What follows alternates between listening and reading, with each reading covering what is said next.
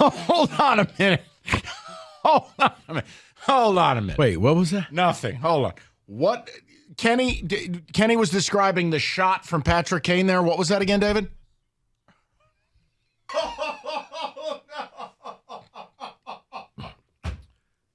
I think we now have the number 2 seed in the chair region.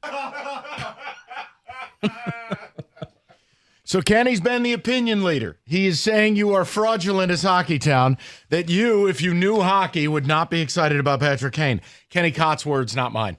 Let's get to the people. The hockey elite are ready to roll. We're going to talk Jonathan Smith later. We're going to talk about the Pistons later.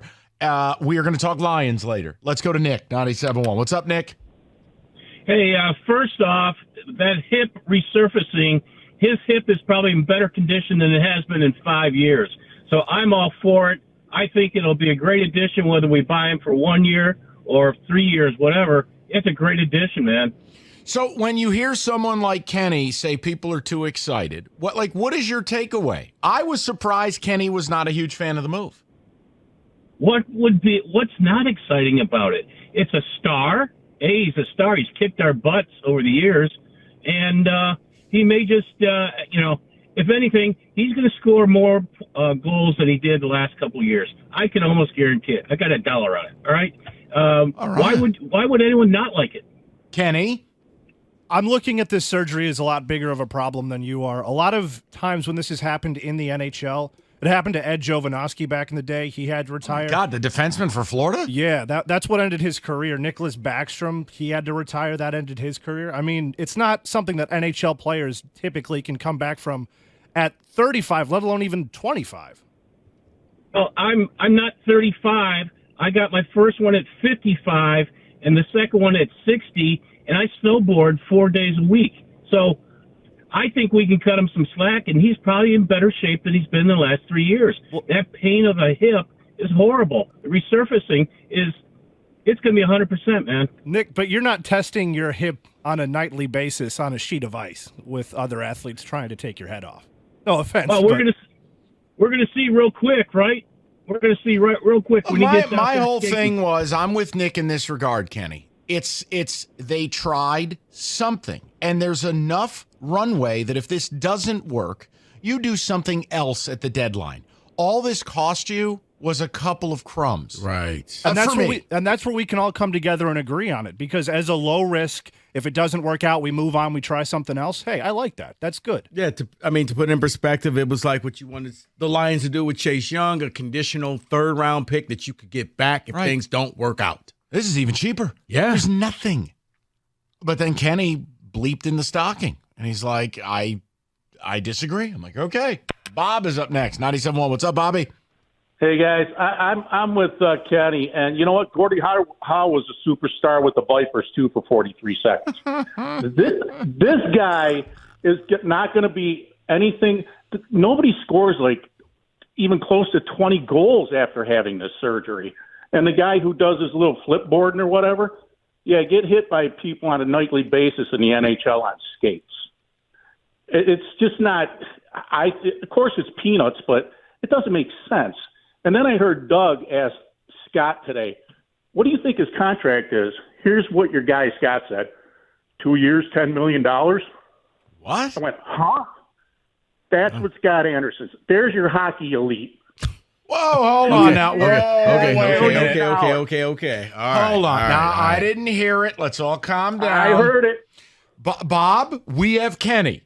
We're dealing at a different contractual level. I don't know. Maybe the contract wasn't announced. I would have been livid if they signed a 35-year-old with a Golden Girls hip to a 2-year deal. I would have exploded. No, I'm just saying, Doug asked him, he goes, I just got the contract result dealings here. What do you think he signed for? So he and was speculating. Gotcha. Scott as straight as could be goes, 2 years, $10 million? I go, huh? If they signed him to 2 at 10, I would have fired Eiserman. Well, he won a Marconi with you, so I don't know. All right, take it easy. Boy, I tell you, Bob, Gator's not on Bob's Christmas card list. Bob chose violence. He chose violence this afternoon. Damn. But you know what? Here was Bob, and he saw Gator. Yeah, to the spine. I mean, Bob has had enough. And as Rico put it, he's chosen violence. Let's go to Chuck, 97.1. Chuck, what's going on, buddy? Hey, to me, the signing isn't as big as what it's saying. For the first time, Yzerman believes they have a chance at the 8th spot. He's been the one that, has been honest, and we just haven't listened to what he said. Last year, when we were coming on it, he thought they were a fraud, and they turned out to be a fraud against Ottawa. He's going to let this team have a chance to go to the playoff, to try to win the playoff spot, so these young players get experience on it. That's what's exciting to me. Can I say something? And Chuck, you can laugh in my face, or Kenny, if you think this is just a sports radio hockey neophyte thing, call me out on it. I'm totally okay.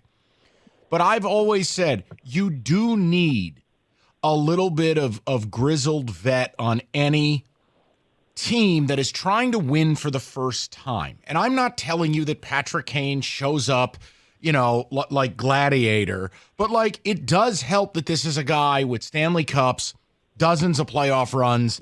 Is that wrong of me to go, you know what, on that level alone, No. I like him as a resource?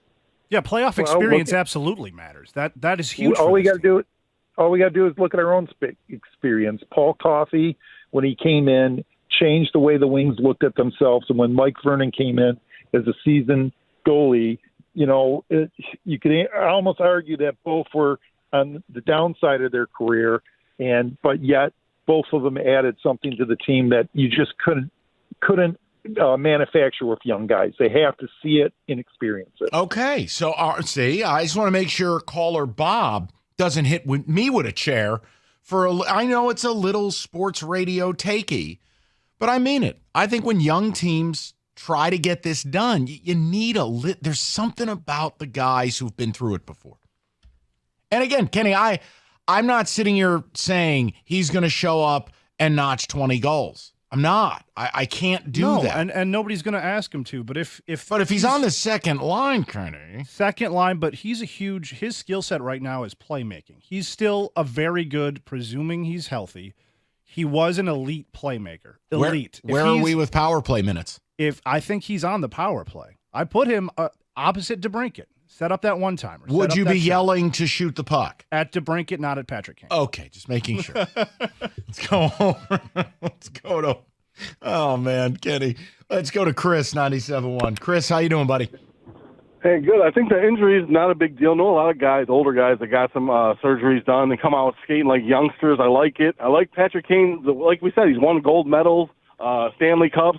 And, another thing, too, is Patrick Kane, we got the All-American team with the Red Wings now. We've had Hull, Patrick Kane, and Madonna. So now we have the big three, and maybe one day we'll get Austin Matthews and tie it all in, have the greatest American team ever.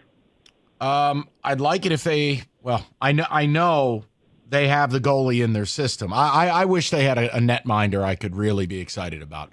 That is going to be the missing piece here. Yzerman's building a big, physical, imposing blue line. They've got a team with a lot of two-way players. The missing piece, they need to get the kid they drafted a couple of years ago, but it takes time. Right. But the goaltending is what scares me. And the good thing that the Red Wings have going for them now is they have a lot more cap space going into the deadline than most other teams in the NHL. So if you really wanted to fill that trade deadline. This year, trade deadline. Here we go. It's possible. I'm not saying you do it, but it's possible. Kenny That's how I Cott see exclusive. They're trading for Hobby Boolin. Let's do it. Nikolai Hobby-Bulin reset. I didn't see that today. I didn't see Texas A&M Colt today either, so we're even. Woo! Go get Ole the goalie while you're at it. Well, let's go, huh? Jean-Sebastien Giguère has been rumored to the Wings. Getting jiggy with it. We're back in 05. No, I like that they did something. Yeah. I know that sounds really ridiculous, but I mean it. Like, I like that they are efforting, even if it's a move you think makes you 3-4 points better. Do it. Because here's the thing. If it doesn't work out, he's 35. You shrug your shoulders and say, you know what? We tried. We did something. But you said 3-4 points better. Isn't at the end of the year, that might be the difference between being in the 8th seed and being nowhere. When you need to get to the mid-90s Yeah. Like You if need I can those. take this team from 91 points to 95, might be the difference between no playoffs and playoffs. All year long, our projections have been mid-90s. We've been on pace for mid-high 90s. If this pace continues, you add Patrick Kane. If he does get you those extra 3-4 points, Hey, it's absolutely worth the 2.75. Are two non-hockey guys getting the hockey guy turned around here? I liked it. I'm not in love with it like everybody else, pretty but much- I like it. Here's the audio of you at the start of the show. I never said that. Here's Complete the audio. misrepresentation. Here's the audio of you right now. We have turned you around. I never hated it in the first place. I don't know. I walked in and Kenny, I like this. Get out. F you, beard. Get out. Shoot the puck. This is why we don't watch hockey together. This is why I don't invite you to games. Right.